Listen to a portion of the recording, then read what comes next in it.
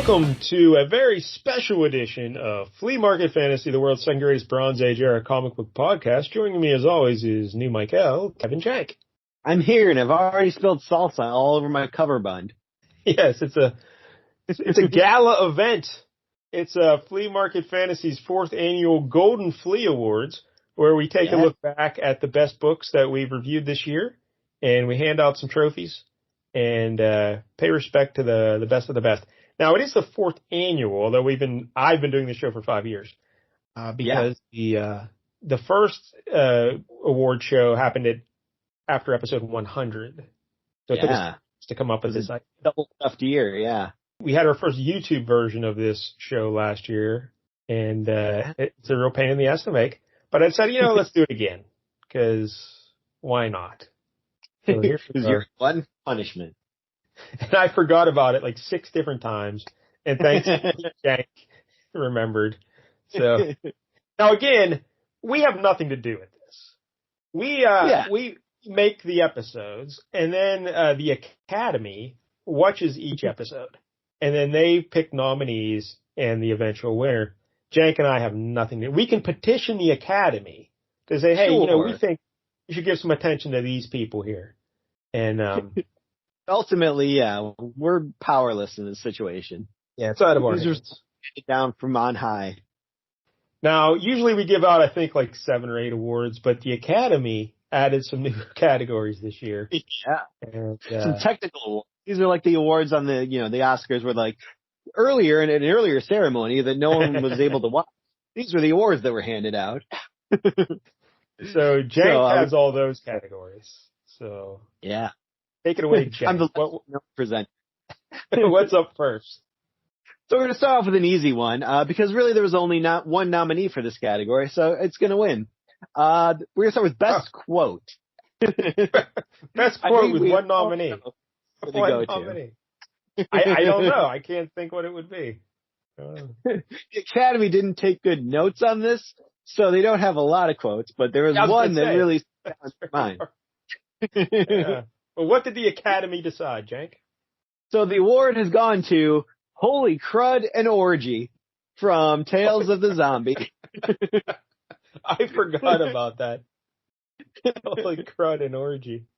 And it really was an orgy. Like, there was a big scene there. They showed everybody going at it. Yeah, I think the guy was like, no, not an orgy. It's a voodoo magic ceremony. Like, it was an orgy. It was an orgy. Papa Shorty was holding an orgy. We'll be hearing from Tales of the Zombie later in the award show as well. They come up a few times. But, all right, so there it is. Holy crud, it's an orgy. All right, so that's the first winner of the evening. What's up next? Next up, we got most boring comic book moment. These are for terrible moments from a lot of these comics we've come across. Not that exciting. So here are the nominees for this award. The Demon. When he stole a book from a library, facing no impediment whatsoever, and then sat around reading it for several pages. That was an interesting choice. The Demon. I forgot about that, yeah. Yeah, those DC limited series, we've had some rough ones. We were expecting this big, heist scene of him having to get into this museum or whatever to steal this book. And he just walks in and steals. Just walk into there, grab into the wall and just took it out. Yep, that's it. All right. Next nominee is Power Girl Goes to Work. And she doesn't want to design video games. She's working on a really cool spreadsheet program that's going to be lights out. Yeah, Power Girl. This is a limited series, right? This Power Girl thing. Yeah. This is how they started the first issue. Yes. This is issue 1. We get a splash page of her flying, looking cool, and then boom, right to the office to work at a software company, and she's angry that they want to make video games. There's no money in video games. Spreadsheets. That's what it's all about. That's what kids want to read about in the comic books. Yep. You think she would be the one wanting to make the video games? Then kids would be like, oh, she's cool. But nope, not so much. All right, anyway. All right, next. All right, next nominee, Martian Manhunter Basically just has a weird acid trip the whole issue and just kind of keeps freaking out, flying into space, freaking out, flying into space, coming back over and over again. Not the most compelling of issues. I liked it though. I like the art in that issue. But you did not, I remember. But yeah, there wasn't much of a story there. It was just him. It's not like they were really learning much. He was just kind of like, this thing was taunting him, but it wasn't really revealing anything. So it's like, I don't know what I'm supposed to get out of this other than he's in a lot of mental turmoil right now. That was another one of the DC Limited series, right, that we've had issues with 3 in a row here in this boring moment thing. But yeah, it seemed like that story was really like 2 issues tops, and they spread it out to 4. Yeah, that's a problem. Yeah. All right. Yep. All right. So next nominee is Iron Fist's whole life, basically. We read that Iron Fist issue, and boy, it was just reminding me of that TV show and how much I hated it, because all the stuff with him, like, and his business partners and all that stuff is just like, oh boy, I don't care about any of these people. The Meachums, I don't ever want to hear the Meachums again. I hate the Meachums. Yeah, it starts off pretty cool, him beating up a gang. Yeah. In, like, a subway. Cool. And then at the end, a bunch of guys in like tiger masks run into the boardroom holding everybody hot. So you think, oh, a fight scene's about to be here. But in between, it's just nothing but yapping. Yeah. Recounting his backstory, even though it's only like issue 8 and you don't really need to go over the whole thing again. But yeah, I don't know. Next nominee, Jack of Hearts just cries a lot and wants to kill himself. Yes. That was our first experience with Jack of Hearts. And by the end, he realized he wanted to be a hero again. But for the first, 20 pages, nothing but whining. Yeah, Jack of Hearts. A lot of like, oh, why am I here? What's the point of all this? It was, it was rough. And the final nominee. Oh, 6 nominees in this category. Holy hell. A stacked category for sure. That Archie story about his sailor's hat. Basically, just the joke was he had a sailor's hat, and everyone kept asking, why isn't there a sailor wearing it? Yes, I heard. You know he had your hat, and it went on for like 5 pages of this. So, all right. I don't know how the Academy ruled on this category, but I will say, looking over the nominees, if I had to pick a winner, for the most, Power Girl going to work right at the start of her series was a bold choice.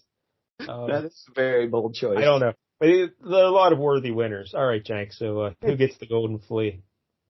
Well, I think you and the Academy were on the same page there, because the winner is Power Girl. Oh, there you go. Look at the spreadsheet factory. It's just strange to start off the limited series with Power Girl going to work. Yeah. It's not even like, oh, they're trying to take over the company. It was just like, hey, this guy wants to talk to you about making video games. Like, it didn't seem like he was forcing the issue. He was just kind of, I don't know. The standard way you would do that is she'd stop like a bank robbery. You get to see her be Power Girl. You get to see her do things, and then she goes to work. But no, she just goes right to work, right? So, all right. Yeah, weird choice. All right, next up, this is the Most Burning Question Award.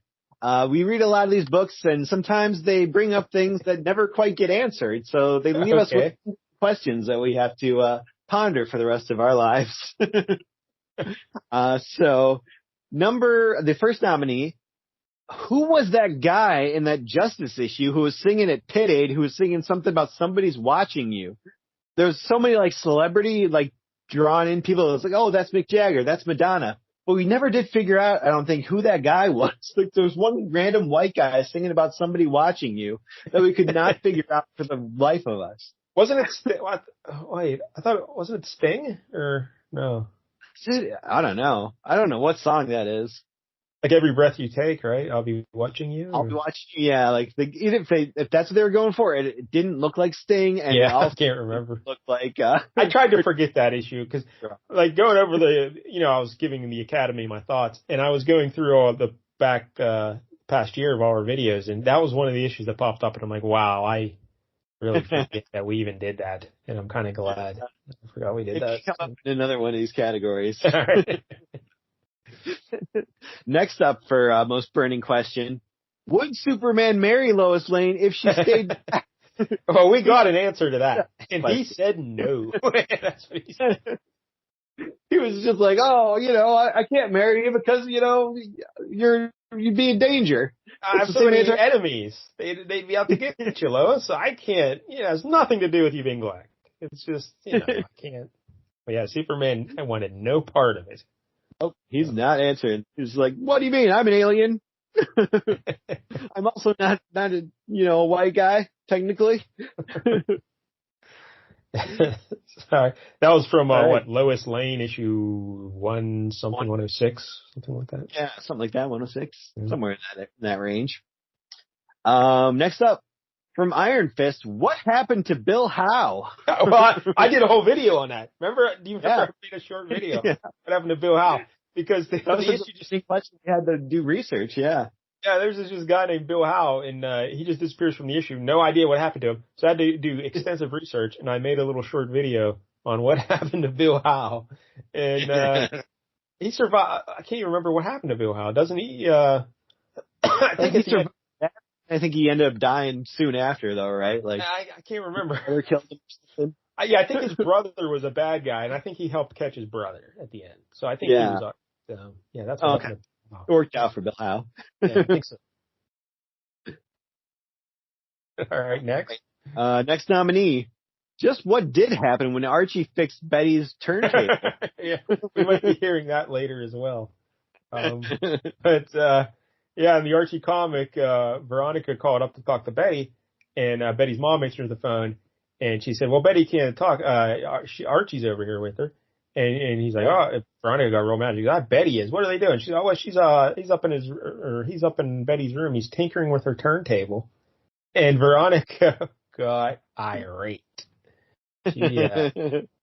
She flipped out. Yep. She did not believe that nothing went on. And I don't know that I believed it either. Yeah. So, Archie was up to something. All right. The fifth nominee. Is there anything that Hostess Cakes can't do? They seem to bring everyone together, even arch enemies. People are like robbing Atlantis. Like they're like, oh, here's some Hostess Cakes, and everything's all better. Everybody's friends. They're breaking bread or artificial bread, whatever is baking up these cakes. Well, I don't know again what the Academy, but I have heard word that the Academy does love Hostess Cakes. So. That may get the nod here. I don't know. We'll see. And the final question. I think this is one. 6 nominees. Yeah. This one's been on the lips of everyone for months. Is California sinking? Will we? I still don't know. Know. Yeah, that's a real stumper right there. They sure beginning of at the beginning of the issue, and then they kind of flash back to it. But then, no, that didn't actually happen. So I don't know why that was in there. Yeah, the Aquaman issue. It opens up with a page of like a secretary typing, and she's going underwater. California's sinking, and then never comes up again. Oh, she's so hard. It's a cool way to start an issue. It just had no bearing on anything that happened in that issue. So, all right. I think, like I said, I think the Hostess Cakes will probably get the nod because Academies are whores for fruit pies. But we'll see what happens here. Sure are. You can bribe them easily with some delicious Hostess Cakes, but in this case, no. The winner is California sinking? Oh, all right. Is California sinking? That was a burning question. Issue on the cover, like the splash page, it was everywhere. It really was. All right, so there you go. All right, any more technical categories? It's Hostess Cakes. The next category is the best pastry ad. Back in the day, it seemed like DC had a lot of like Hostess Cakes ads, and then Marvel had a bunch of fruit pie ads. So they were always like little, like short comic book strips, essentially starring the different superheroes, and they would always solve the problems with, pastries, essentially. And Twinkies and all that kind of stuff. Yeah. So here are the 4 nominees that we had this year. Oh, only 4. All right. Yeah, I think this is all of them, but I don't know. We got Aquaman and Pirates Gold from Brave and the Bold, number 184. This was, I remember that was being great. Yeah, that was, doesn't Aqualad say Great Guppies or something? Yep, this was the Great Guppies one. Yeah. Yep, so that was a great one. Gold stars on that. We also have another Aquaman one. Aquaman in That Dirty Beach from Shazam number 28.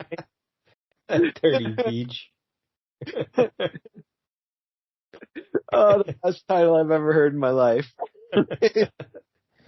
They knew what they were doing. Next up, we got Spider-Man in The Champ from Incredible Hulk number 209. That one was weird. It was like you didn't really understand what happened in that one, but yeah, there was like weird knives, and the referee was bad, but it's like, okay, so he counted to 2, so I knew it was you were the broker. I don't know. It was ridiculous. Yeah. Not a fan.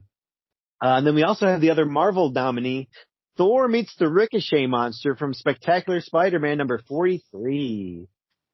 This was great. Have like trying to do just Ricochet Monster and like shooting him with lightning, and the lightning would come back at him, or like he'd throw the hammer at him and the hammer would bounce back at him. So eventually he just throws some Hostess pies at him, and he's like, "Oh, great!" He kept those. He didn't send those back. And doesn't he like just does he attach him to his hammer and throw his hammer into space? Like, doesn't he throw him out into space or something? No, I think by then they were just kind of friends. Like, he's like, the fruit pies brought them together. All right, so there it is. The 4 nominees for best hostess or pastry ad in the comic book. My Heart's with Great Guppies. That's just that's damn solid right there. Yeah. Sadly, that is the runner-up because the winner goes to Beach. Yep. The Academy knows what they like. The Academy. Good Lord, those guys. But all right, more category to give out here. We got the Worst Character Award. This is kind of a Razzie Award essentially here, where we read a lot of these books that have just some useless characters in them that just are wasting everyone's time. So that's what this category represents. First up, we got Dr. Doog from, I think, All-Star Squadron. That's right, All-Star Squadron Annual 3. But the reason, remember, it was a good spelled backwards. Yep. But that's such a terrible name. Like, I don't like it at all. Yeah, Dr. Doom. Just like you're ripping off Dr. Doom and not. But this guy existed before Dr. Doom. Yeah. And wasn't the story like because of what was the story? Because he had a hand in Dr. Doom being named Dr. Doom because of I don't know. But yeah. Anyway, I don't know if they wanted to call Dr. Doom Dr. Doom, but there's some connection there. But anyway, all right, I remember that guy. All right, go ahead. Could have inspired something. Next up, we got the Exterminators. The whole team. Exterminators. Yeah, just throwing them in as a team because, oh man, like they were just the worst. Like they pretty much built this machine for Nahasser to like keep the portal open, and then they realized, oh, this demon guy is actually bad. Who would have thought? And then they like can't. They unplug it once, and then one demon plugs it back in, and they're like, oh, what do we do now? I don't know. Unplug it again. Or destroy the thing with time bombs or whatever you have. No, they're stumped. They're like the rest of the issue. They can't seem to figure it out, even though they're still right there. It's not like they got teleported across town. They still just can't figure this whole mess out. Next up, we got Jeff the Agent from Zatanna Special. Oh yeah, Zatanna deserves way more than that guy. He's a cron. He's like her booker. Apparently, sometimes lover. At least he's into her. She may or may not be into him in this issue. Hard to tell, but mostly he just kind of whines and complains and cracks terrible jokes that don't work at all. That's the role in the book. And then eventually she just sends him home pretty much. Like, get out of here. You bother me. Yeah, I didn't like that guy. All right, next. Not a fan. Next up, a guy we were, looking forward to. Looks really cool. You think he's got a good storied history. But then when we saw his issue, boy, were we let down. From Aquaman, Black Manta. Yeah, I was trying to think, like, what did he do in that issue? Like a brick. Like, I think he had, like, his plan was, like, I'm going to use this, like, thing that will block Aquaman's telepathy with fish. And, like, then it didn't work. And he's like, uh-oh, and like Aquaman just punched him once, or like he bitch slapped him, I think. That's right. He was like, oh, unconscious. It was like, wow, that was terrible. Yeah, because when I was a kid, Black Manta was so awesome. And on all the Super Friends cartoons and everything, yeah, I was always so excited to see Black Manta. But yeah, he was a real letdown in that issue. Yeah, he just, man, folded like a sack of bricks. Next up, we got Justice's daughter from the issue of Justice we did, who seemed to think everyone was her dad. Like, she saw him and looked nothing like him and was like, oh, Daddy. I forgot about that, yeah. Yeah, I don't know what her deal was. And then like her actual dad was there and she like didn't recognize him right away for some reason. She's very selective on who she thinks is her father, apparently. Yeah, she's not like a 5-year-old kid. This was like a 17-year-old, right? She was older. Yeah, she seemed quite old. She's like, she was way too old for Dave Sim. That's how old she was.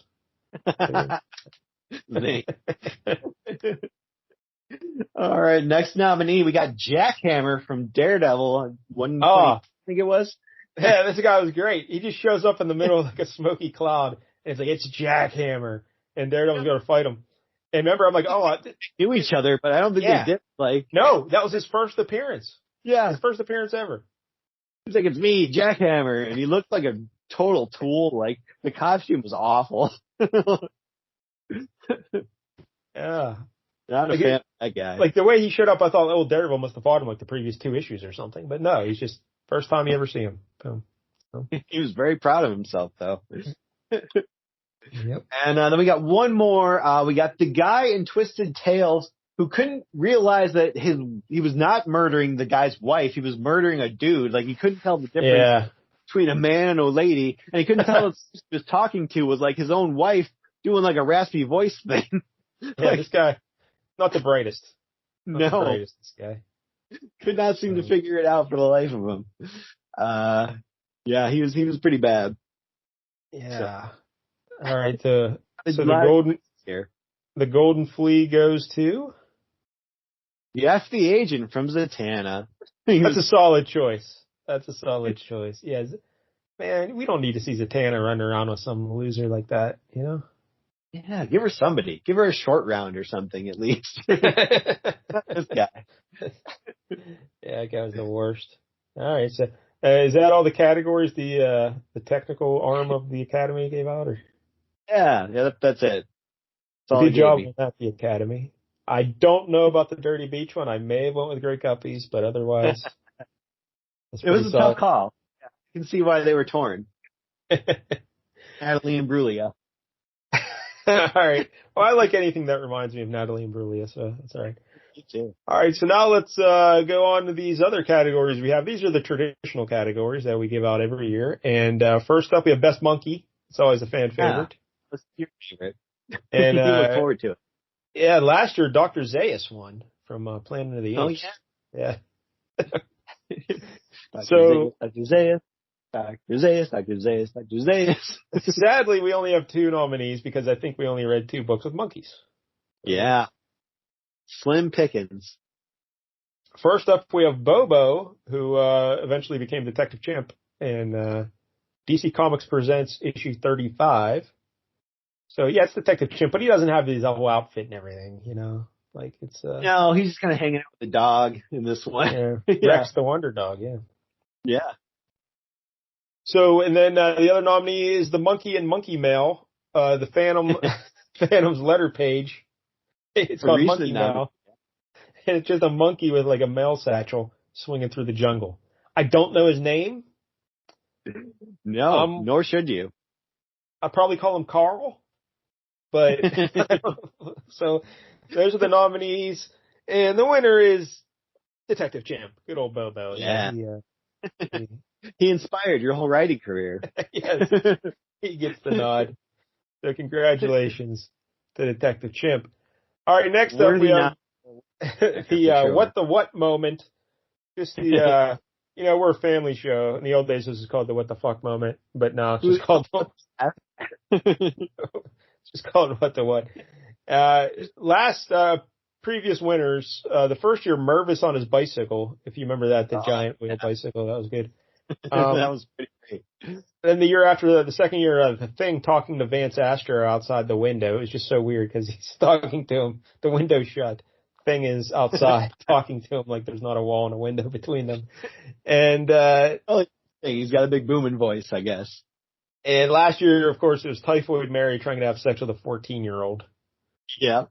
So that's pretty brutal. So this year, the nominees are Archie Tinkers with Betty's Turntable, Archie 312. That was very odd. That went through the censors, yeah. Atomic Skull had sex with a cat. DC Comics presents issue 35. About that. I was like, I know there's something weird in this issue, but I don't remember what it was. And yep, that was it. So the whole issue, Atomic Skull is running around with this lady, Atomic Skull looking, foxy brunette, very good looking lady. And, you're wondering what's going on here. And then Man Bat and Superman, they track them down and they hit him with some sort of a laser. And it turns out that lady was a cat. She was a giant panther. Yep. Atomic Skull turned into a lady so he could have sex with her. That is strange. Yeah, that's one of the weirder things I've ever read, yeah. I forget about that. Next up, Can't Risk Flying, Better Drive Home, Obsidian in Infinity Inc. 17. This is a recent one. Yeah, he got knocked out. His buddy knocked him out, Silver Scarab, because he didn't want him following him. So he like karate chopped him, and then he fell down and hit his head on a desk. Could have killed him. Yes. But yeah. Wakes up with like a big head wound and like bleeding from the temples and just like, oh boy, am I woozy. I better not risk flying home. I should just drive instead. I should risk as many lives as possible. Next up, Juggernaut somehow tucks his whole helmet into his pants. Uncanny X-Men, issue 194. Juggernaut is trying to get a loan from a bank, and Nimrod shows up, and he starts zapping him. And Juggernaut's got his helmet, his whole helmet, that big giant, like half globe helmet thing he's got on. He's got it tucked into his pants, the front of his pants. This thing is made of like metal. Like this has got to be uncomfortable as hell. I don't know how that worked. And then the last one, Lois Lane becomes a black woman. Lois Lane 106. And they're trying to do some good social work there. So, but it was still what the what? What are we doing here, Lois Lane? Now there is a dishonorable mention. We thought it was going to be like, but yeah. The Academy has a note here. There's a dishonorable mention for Green Lantern having a 13-year-old girlfriend in Green Lantern 215. Now the reason it's not an official nominee is because nothing in that issue lets you know she's 13. Or anything like that. Like that was our what the F moment when I did the research and found out that girl he's here with, she's 13. That was but in the book itself, there's actually no mention of it or anything, so we wouldn't know. But, that's not the things that they always, put in. Like sometimes they'll just like their real name or their powers. They're not putting in, how 13-year-old girlfriend. Yeah, I had to do research to figure that one out. But yeah, so there it is. All right, so the Golden Flea goes to Atomic Skull had sex with a cat. I mean, that was very weird. I mean, I don't know how you can get past that one. So, congratulations, I guess, to Atomic Skull. Well deserved, yeah. That guy's in weird stuff. All right, next category, Best Hero. And previous winners have been Black Panther, Ms. Tree, and Thing. Last year he was in that Contest of Champions thing or whatever that was. Or remember he's beating all those guys up in boxing matches? Yeah, that was great. So this year the nominees are The Living Mummy. I like that guy. He's pretty cool. Count the hero. What did he do that was heroic? As a mummy, at least. Like at least back in the day. He was leading like a revolt of slaves or whatever. But he was great. I love that guy. He got brought back. He was just like causing mischief and mostly sleeping, from what I remember. Like falling asleep. That's why he's my hero. I take naps too. Next up, Reuben Flagg from American Flag, the star of that there show. Slash Maraud from Slash Maraud. And I guess Slash Maraud is basically just a ripoff of Kurt Russell and Snake Plissken, right? Yeah. But with a scarf. Yeah, scarf. Next up, we got the Tick. Yeah, this was a fun one. And finally, Simon Garth, the Zombie. Again, I don't know that he really used heroic. Oh, he was great. He brought down that orgy. Things, doing whatever people tell him to do. Well, yeah, you might be forgetting how that issue ended. It was glorious. So, all right. Roughly, like, it was like one page left, and I was like, how is this going to end? And so all of a sudden, he just... It ended with him wrecking that orgy. That's how it ended. I mean, that's no hero of mine. So, the winner of Best Hero goes to the Zombie, Simon Garth. Yeah, congratulations. Wow. To the Living Undead. He was great. Remember, he grabbed Papa Shorty, the legless voodoo priest, and just threw him into a cauldron of fire and like tipped it over. And then he just started burning down everything. He was awesome.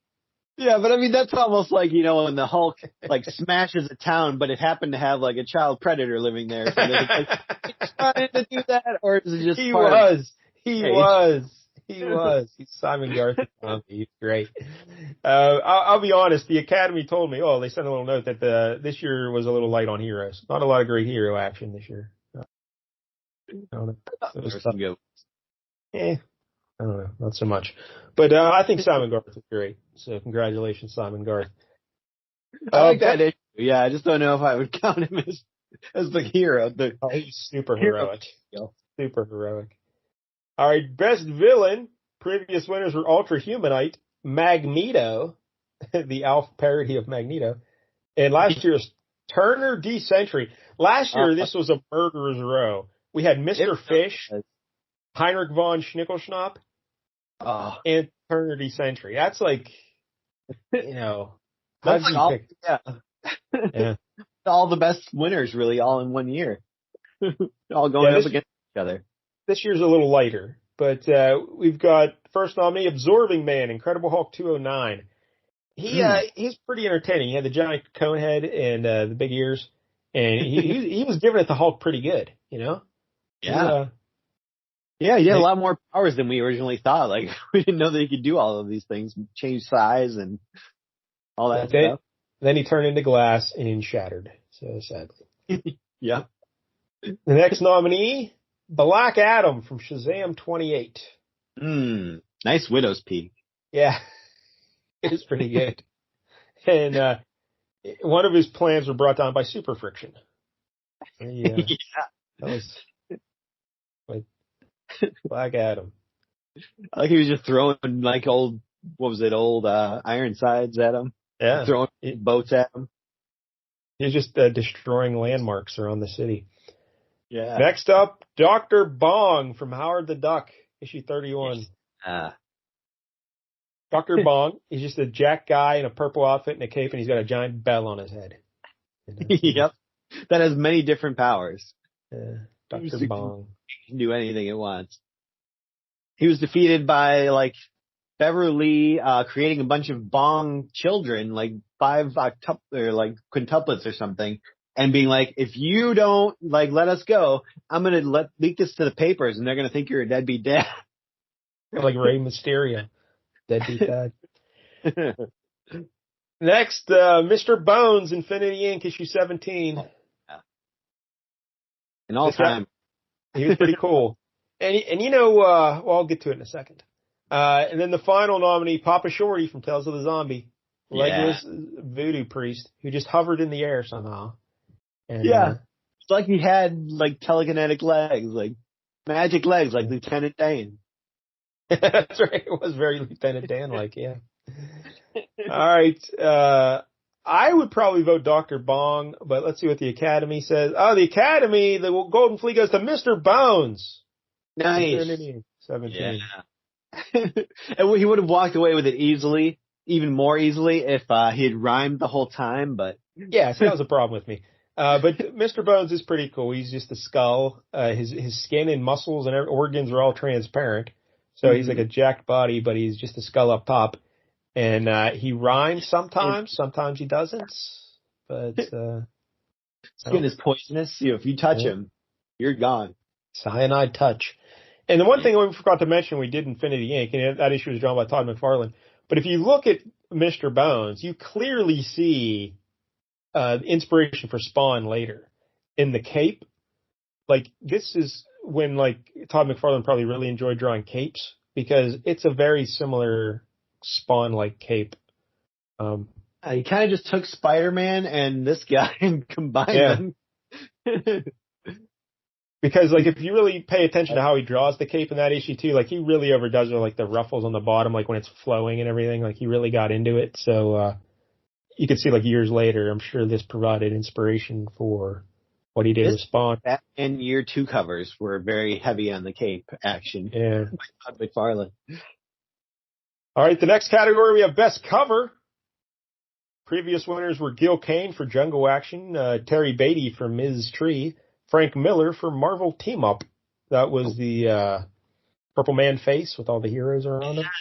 Oh, that's classic. So the nominees... Schnickelschnapp on the cover, but... Yeah, I know. If Heinrich von Schnickelschnapp was on the cover, yeah, there's no stopping it.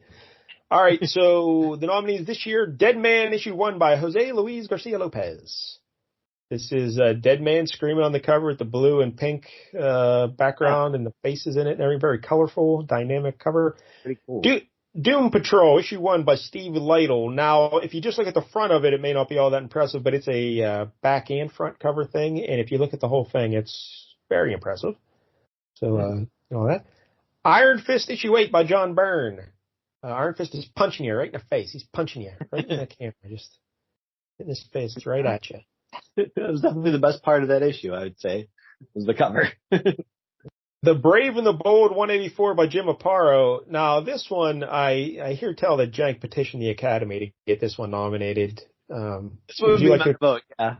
The cover was amazing to me. This is what made me pick this issue when I was looking at DC Christmas issues. It's just kind of a shot of Batman in a graveyard. He's over by his parents' grave, as he usually is. And he's just ripping off his mask and throwing it to the ground and being like, screw you, parent, like mom and dad. Like, I'm glad you're dead. I think is the exact quote like, you deserve to be dead or something, or I don't know, something like that. And now the man must too, or something like that. So like, wow, this is drawing in the reader for sure. But I mean, artistically, it's not all that creative though, or it's just bad. But but you like the sentiment. For doing the job, of making you want to read this book. It's doing what a cover should do. And the final nominee for Best Cover, recent one we just did, The Phantom 67 by Don Newton, a painted Phantom cover with the big skull in the background and the wolf by his feet. Painted cover, pretty great. So there you go, and the Golden Flea goes to Dead Man 1 by Jose Luis Garcia Lopez. Yeah, I think artistically it's probably that, and Don Newton would probably be the two leaders in the room, but the colors really make it, and the faces there and the colors. That lady's a good-looking lady he drew in those background there. So. Yeah, his like god or whatever. I can't even remember her name, but she was something. That almost could have been another, what the what moment is Dead Man like inhabiting his brother's body for a couple of days. That's right. I forgot about that. Well, I was thinking about when the lady who his brother was dating just had sex with him when he's inhabiting the body. Remember? Yeah, that whole thing was just weird. All right, Best Writer. Previous winners were Steve Gerber, Howard the Duck, Max Collins, Ms. Tree, and Mark Grunwald for Squadron Supreme. The nominees this year are Howard Chaykin, American Flag. That was great. Did we explain what American Flag is? It was just great world building, and it's basically like a future where like everything's commercialized. People live in malls, basically giant shopping malls, and everyone's run by like TV stations, and like the TV stations are causing riots and stuff like that with like subliminal messaging or something like that. And the world building of this was great. And they had a talking cat named Raoul, so I loved it. And Yep. next nominee, Jerry Conway, Amazing Spider-Man 141. This was Spider-Man and Mysterio, and it had the Spider Dune buggy. And Spider-Man at the end was punching was the best writer for this one. But. Well, again, the pickings were slim. I will say this was the fifth nominee of the five, but we needed a fifth one. But at the end, he's punching the brick wall, and he messes up his hands and everything. That's pretty good. Next up, Steve Gerber, Tales of the Zombie, issue 5. That was quality. Yeah, pretty solid. Yep. Holy credits in origin. That's right. He wrote the immortal line. Yeah. Next, Doug Mensch, Slash Maraud, issue 1. This was a weird one. It was a weird story there. Remember the Fuzz? Wait, for best villain, I heard tell Fuzz Lickers were considered for the best villain. Not the Fuzzes themselves, but the Fuzz Lickers. Because they betrayed humanity. So they were the villains. But, Slash Maraud was a weird time. It was pretty good, though. It was surprisingly good. Yeah, like they did a good job of setting up this world and like setting up Slash as kind of a hero. Like he had that interaction with the guy at the beginning, and it was like, oh, like he's tough but fair. Like he was being good to this guy until the guy started getting weird. You're like, oh yeah, I kind of like this dude. Yeah. So the final nominee, Dave Sims, Cerebus, issue 57. We just did this, and it's extremely well written. So yeah, it's a shame he's such a creep because he was actually a good writer back then. Yeah, the Academy is torn on this, but all right. So the winner for best writer goes to Dave Sim, Cerebus. 57. Yeah, it was. I got judged by art, not the guy's life. Yeah. And I keep saying the winner goes to. No. The winner is, or the Golden Flea goes to. I'm combining the two. I don't know. It's been a long night of fake radio. Yeah, it has. All right. Next, we have Best Artist. Previous winners were Cary Gamble, Indiana Jones, Bill Sienkiewicz, Electro Assassin, and Steve Lealoa for Coyote last year. Yeah, that Coyote was something. It was something. Yeah, you were way higher on Coyote than I was. Yeah, so what the Academy looks for when we're considering the best artist is you got to tell the story, you know. Yeah, it has to be aces when it comes to storytelling. Then we're looking for proper like anatomy and stuff. Or if you're making mistakes, at least it's consistent, so it looks like a style more than just gobbledygook. Good line work, good panel compositions, good layouts. You want your layouts to be creative, but not so creative they distract from what you're reading. You know. You just want everything to flow naturally and just be beautiful. So, all right, here we go. Best artists, Art Adams, New Mutant Special Edition 1. Not the best Art Adams, but it's still Art Adams, so he's in there. Still great. Yeah, you can't really go wrong with Art Adams. This will be a controversial. Yeah, it's Art Adams, so you like it. This will be a controversial choice for Jank. Mark Badger, Martian Manhunter 2.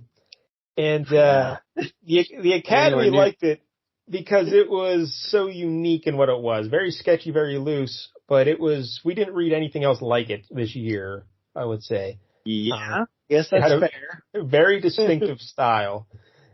So, next if I were to like hear things on the wall with finger paints, like you wouldn't see anything left. How dare you? Doesn't make it good. How dare you? Next up, Howard Chaykin, American Flag, issue 3. I have a Howard Chaykin anything. His art was much better there than in what I've mostly seen from him, but still not my favorite. You can still see a lot of that weird square. Yeah, usually I'm not a fan, but I loved it. John Romita Jr., Uncanny X-Men 194, just solid John Romita Jr. work. And Jose Luis Garcia Lopez, Dead Man 1. He did some interesting stuff in there with, if you remember when he was talking to that goddess and her face was real big, and he had some cool page layouts, especially when Dead Man was dying the second time. Whatever. Body. Yeah. So it's pretty good. So, all right, the Golden Flea goes to, much to Jack's chagrin, Howard Chaykin, American Flag issue 3. Oh. Yeah. Me and the Academy are going to have to go out. The Academy and I went over a lot of the old issues, and yeah, I just think for everything it was the best, top to bottom. So, all right, next up, best comic. This is it, the final big award one of the night. Yeah. So what everyone we tunes got in for. previous winners: Howard the Duck issue 8, Wolverine issue 1, Power Man 29, Mr. Fish last year. That was great. This year, Amazing Spider-Man 141, Spider-Man and Mysterio. American Flag issue 3. I did not.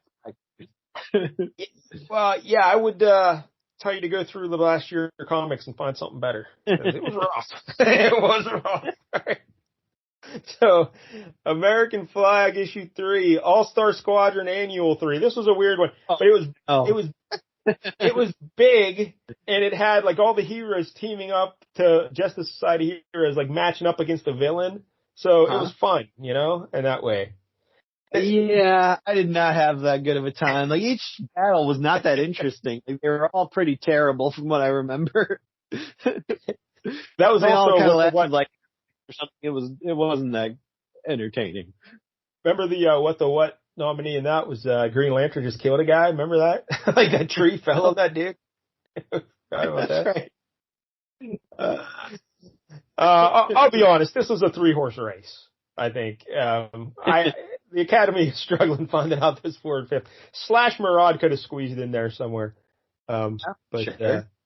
All right. So the 4th nominee. I'm sorry, Cerebus 57. And the final nominee, Tales of the Zombie issue 5. Tales of the Zombie issue 5. Yep. It's a real solid book. Any books you think the Academy overlooked, Jank? Honestly, I probably would have thrown in that Avengers issue we did, with the. But that had a lot of issues though, because the Academy considered it, but when the Academy went back and looked through our review of it, there were a lot of holes in the story. Remember, Black Knight just disappeared, and there were a couple loopholes in there that. That's fair. But it was solid. It would be top 10, top 10. The ending was good. Captain America's crying over his stuff that's all been destroyed. It was considered. It was considered. Slash Maraud probably would be 6th on this list, and that Avengers would be in there as well. Anything else come to mind? Legion 89 was better than I expected it to be. We kind of liked it. Yeah, we kind of liked it, but yeah. I didn't like the skinny Lobo. What the hell are we doing? Yeah, that's the problem. It wasn't a banner year, I'll say that. We had, I think that at the top it was really good. These top 3 were really good, but both X-Men issues, the one was in the space. We didn't really like that much, and then the one with Juggernaut was good, but it wasn't great. Claremont was a little soft in that one.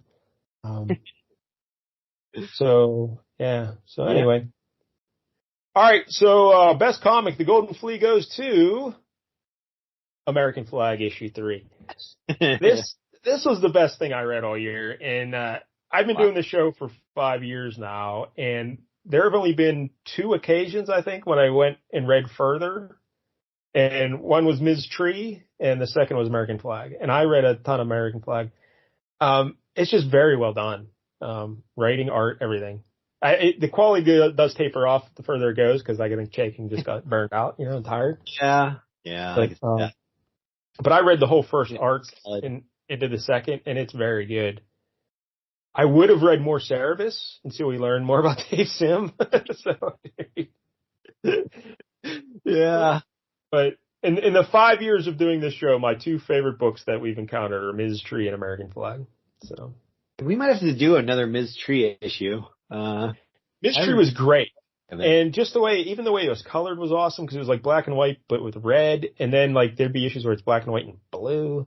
And, it was a really cool way to color a book. So yeah, let's do some more Ms. Tree. I'm down for that. But there it is. Jank, anything you think the Academy missed this year? Any other characters or, like I said, I don't think it was their best year in terms of books. But What do you think the worst book was that we read this year? Maybe that Teenage Mutant Ninja Turtles? Oh, yeah. Yeah. I think that definitely is, you hit the nail on the head right there. The art was, yes, standard, and the story was kind of ridiculous. Like, oh, yeah, there really was not much going on there at all. The two, like, going on at the exact same time was just weird.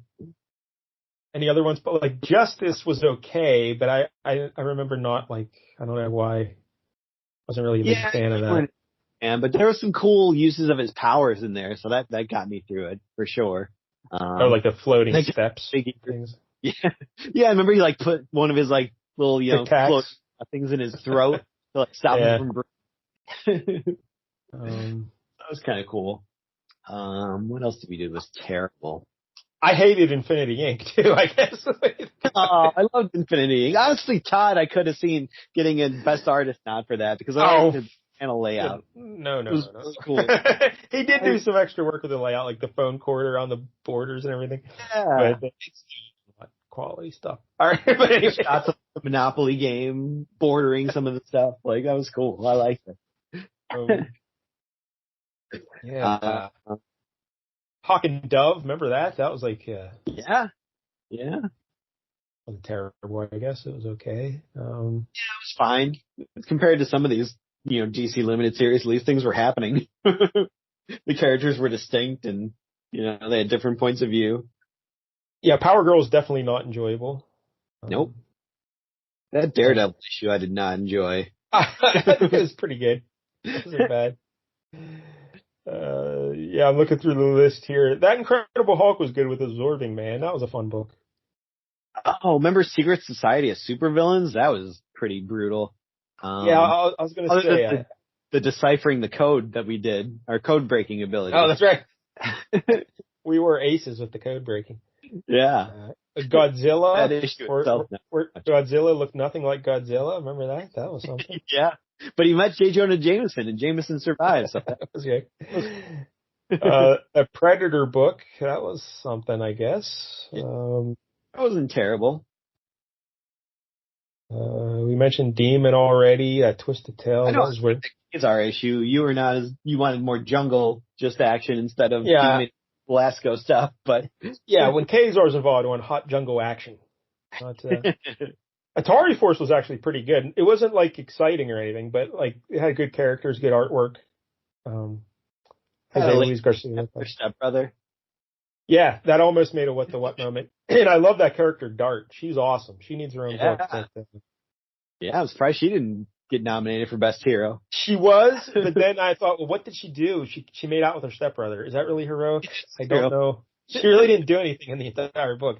Like if she would have broke up an orgy and threw a legless guy into a cauldron of fire, she may have got the hero award. But only Simon Garth got that. Doom Patrol was okay. Yeah, that was a lot of the same scene over and over again. Like, I don't want to get back together. You got to get back together. But I don't want to. Exterminators was bad. Blue Devil was surprisingly enjoyable. Oh, yeah, Uncle Bubble should have been nominated for Best Villain. Yeah, the Academy heard you with that suggestion, but he technically wasn't a villain in that. That's true. Yeah, I didn't know whether to put him in as hero or villain, honestly, because even though he is traditionally a villain, he was kind of like a good guy in that one. Yeah. Green Lantern, that issue was weird. It wasn't that good. I liked it for the most part. I know you and Pete were less than I thought it was good. Classic kind of storytelling of like making this like an analogy for things going on in our world. Jank also petitioned the Academy to nominate Chip for Best Hero, and the Academy had to remind him that Chip stood by while Green Lantern was having sex with a 13-year-old. So no, he's not a hero. But, well, from Chip's world, they only lived to what, like 5? I don't know. The age of consent is much lower in his world. Yeah. Death's Head. Remember Death's Head? Oh yeah, I like Death's Head. Did you? Yeah. I seem to recall we thought it was kind of clever and funny, but like nothing really happened in it, right? Yeah, that issue I think was a little strange, but yeah, I think we didn't get quite as much Death's Head as we were expecting. Yeah, like because I considered him for Best Hero, but he didn't really do anything in that issue, I don't think.